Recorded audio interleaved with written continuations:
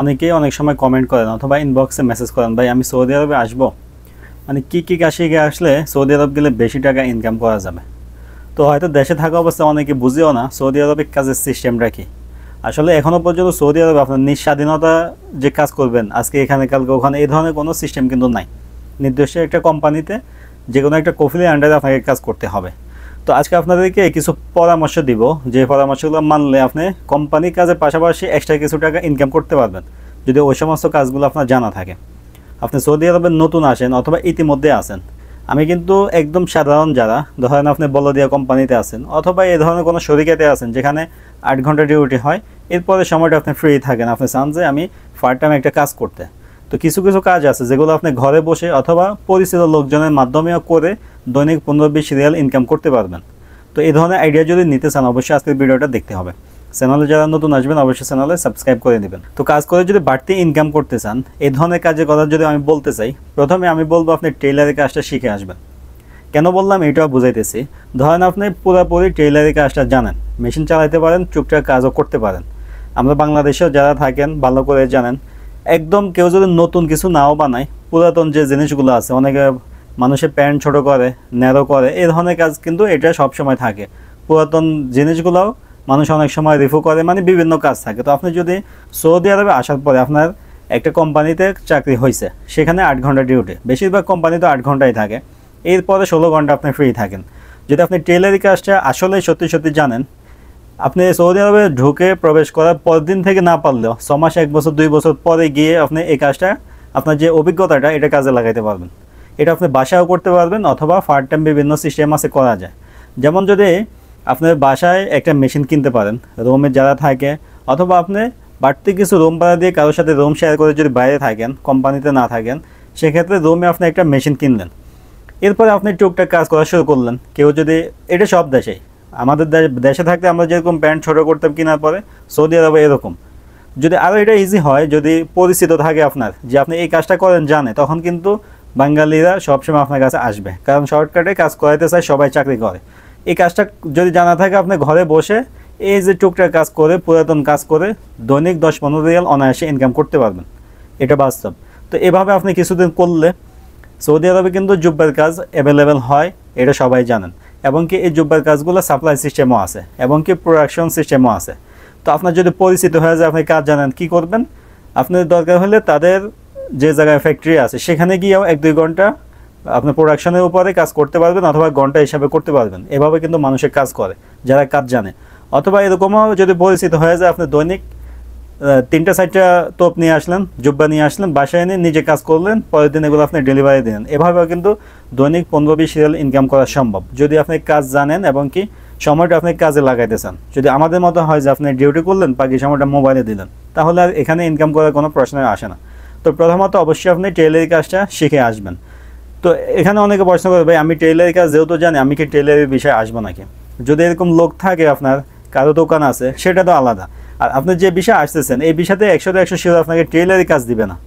যে কোনো কোম্পানির যে কোনো একটা কাজ হইতে পারে। অনেকে বলদিয়া কোম্পানিতে আছে, অনেকে বিভিন্ন ফায়ারকে ডিউটি করে, পানি দেয়, পরিষ্কার করে, এই ধরনের অনেক কাজে আছে। এই টাইপের লোক কিন্তু বেশি বাংলাদেশিরা, এই ধরনের লোক অনেক বেশি। ভালো পজিশনে যারা আছে তাদের থেকে এই একদম নিম্ন লেভেলের সংখ্যাটা বেশি, যার কারণে এই ধরনের ধারণা আপনাকে দিতেছে। আপনি সৌদি আরবে আসলেন, কোম্পানিতে আপনাকে 600 থেকে 700 রিয়াল বেতন দিল, এটা দিয়ে বর্তমান সময় কিছুই হবে না। অবশ্যই আপনি পার্ট টাইম একটা কাজ বের করে নিতে হবে। যারা কোনো কাজ জানেন না, তারা কিন্তু অন্যের উপরে নির্ভরশীল হয়ে থাকতে হয়, কারো দোকান পাহাড়ে বা এখানে সেখানে খুঁজতে হয়। তো আপনি প্রথমত টেইলারি কাজটা শিখে আসার চেষ্টা করবেন। দ্বিতীয়ত, ইলেকট্রিকের কাজটা যদি আপনি প্রাথমিকভাবে জানেন, তাহলে কি হবে, অনেকে, যেমন আমাদের বাসায় যদি কিছু নষ্ট হয়, আমরা একজন মিস্ত্রি খুঁজি, পরিচিত থাকলে তাদের কল দিয়ে সে এসে ঠিক করে দেওয়া যায়, আমরা কাজ অনুযায়ী যতটুকু সম্ভব তাকে দেয়। সেমভাবে আপনারা কিন্তু করতে পারবেন। তবে এগুলা প্রথমেই বলছি, সৌদি আরবে আসার পরের দিন থেকে আপনি কিন্তু করতে পারবেন না। আপনার থাকতে হবে, সিন পরিচয় হইতে হবে, এরপরে গিয়ে আপনি করতে পারেন। তবে একসময় এই অভিজ্ঞতাগুলো 100-100 আপনি কাজে লাগাতে পারবেন। তো যদি সম্ভব হয়, তাহলে ইলেকট্রিকের কাজটাও আপনি যদি জানা থাকে বা একটু অভিজ্ঞতা নিয়ে আসার চেষ্টা করেন। এরপরে সেমভাবে আপনার পাইপ ফিটিংয়ের কাজটা, এগুলো কিন্তু একদম মৌখিক কাজ। এই কাজগুলো করার জন্য কোম্পানি তো অনেক কোম্পানি আছে করে, কিন্তু কোম্পানিতে থাকতে হবে এটা জরুরি না। আপনি নিজে পরিচিত লোকের মাধ্যমে, একজন আরেকজনের মাধ্যমে আপনি এই কাজগুলো করতে পারবেন। কারো বাসায় কিছু নষ্ট হয়েছে, মানে কাজ করে আছে পুরাতন বাসা, একটা কল নষ্ট হয়েছে, আপনি গিয়ে ঠিক করলেন, সে আপনাকে 10 টাকা দিবে। যদি কাজ জানা থাকে, জিনিসপত্র অনেক সহজেই দেশে কিনা যায়, সব কিছু কিনে রেখে দিলে আপনি কিন্তু এই অভিজ্ঞতাটা কাজে লাগাইতে পারবেন। টেইলারি কাজ, ইলেকট্রিকের কাজ, বা আপনার ফাইভ ফিটিংসের কাজগুলো, এই টাইপের কাজগুলো আপনি শিখে আসতে পারেন। তো যদি আপনি এভাবে বাড়তি ইনকাম করার চিন্তাভাবনা থাকে বিদেশে আসার পরে, তাহলে অবশ্যই এই ধরনের কোনো না কোনো কাজ আপনি শিখে আসবেন। বর্তমান সময় বিশেষ করে সৌদি আরবে কাজের সংকট অনেক বেশি, লোক এতই পরিমাণ বাড়ছে, মানুষ ঘুরতেছে, কাজ পাইতেছে না। পুরাতন লোক, ভাষা জানার লোকও অনেক সময় বেকার থাকতে হয়, এত পরিমাণ কাজের সংকট দেখা দিচ্ছে। তো আপনার যদি ব্যক্তিগত স্কিল থাকে, ওই স্কিলগুলো কিন্তু আপনি কাজে লাগিয়ে টুকটাক ইনকাম করতে পারবেন, চলতে পারবেন। একদম এরকমও লোক আছে যারা কিছুই জানে না, 3-4 মাস 6 মাস বসে থাকতে হয়, কিছুই করতে পারে না। ওনাদের জন্য কিন্তু জিনিসটা একটু রিস্কি। আবার বিদেশে আসার পরে তখন নিজের কাছেও নিজের ছোট লাগে যে আমি কি করলাম, কোনো কাজই আমি শিখে আসলাম না।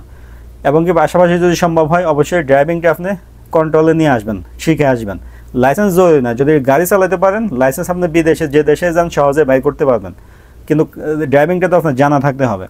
অর্থাৎ এক কথায় আমি বলতে চাই, আপনি স্কিল অর্জন করে বিদেশে আসতে হবে। 2025 সালে আপনি যদি বিদেশে আসেন, বিশেষ করে সৌদি আরবে, একদম খালি হাতে, অনেকে বলে ভাই আমি ডিগ্রি পর্যন্ত পড়ছি, পড়াশোনা করছি। আপনার পড়াশোনা মানুষের দেখবে না, আপনার স্কিলটা আগে দেখবে। পড়াশোনা এটা ব্যক্তিগত ব্যাপার, আপনার যদি যোগ্যতা থাকে সেটা এক সময় কাজে লাগবে, কিন্তু প্রথমেই দেখবে আপনি কি কাজ জানেন। আপনাকে যদি প্রশ্ন করে ভাই কি কাজ জানো, যদি বলেন যে আমি কিছুই জানি না, এটা অন্যরকম লাগে। এই কারণেই যেগুলো বললাম, যদি সম্ভব হয় এই ধরনের কাজ শিখে আসবেন। আমি বিদেশে থাকি, আমার মতো অনেক লোক থাকে, মানুষের সাথে চলাফেরা করে নিজে থেকে যেটা বুঝলাম, অবশ্যই ব্যক্তিগত স্কিলটা জরুরি বিদেশে থাকলে। আমিও যদি টেইলারি কাজটা আমার নিজে যদি আমি উপলব্ধি করি, যদি শিখে আসতাম, আমার কিন্তু অপরচুনিটি ছিল, আমি এটা কাজে লাগাতে পারতাম, আমার সুযোগ ছিল, লোকজন আমার পরিচিত ছিল, কিন্তু আমি পারি না, আমি কিন্তু করি নাই। অন্যের উপর আমি নির্ভরশীল হয়ে থাকতে হয়েছে, আমি কোথায় কাজ খুঁজবো, কেউ আমার কাজ দিবে কিনা, এই ধরনের অবস্থার মধ্যে আমি ছিলাম।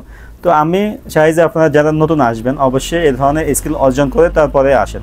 আশা করি বিদেশে আসলে আপনি কিছু করতে পারবেন, নতুন আসলেও একদম বেকার থাকতে হবে না, ফ্যামিলিকেও চালাইতে পারবেন, নিজেও চলতে পারবেন টুকটাক ইনকাম করে। তো ভিডিওটা অবশ্যই শেয়ার করবেন, যারা বিদেশে আসবে অথবা নতুন আছে তারা কিছুটা হলেও ধারণা নিতে পারবে, একটা সাহস পাবে। ভিডিও যদি ভালো লাগে অবশ্যই ভিডিওতে লাইক দিবেন। এই ধরনের ভিডিও যদি আরও পেতে চান অবশ্যই চ্যানেলে সাবস্ক্রাইব করে রাখবেন। দেখা হবে আপনাদের সাথে নতুন একটা ভিডিওতে। আজকে এ পর্যন্তই, আল্লাহ হাফেজ।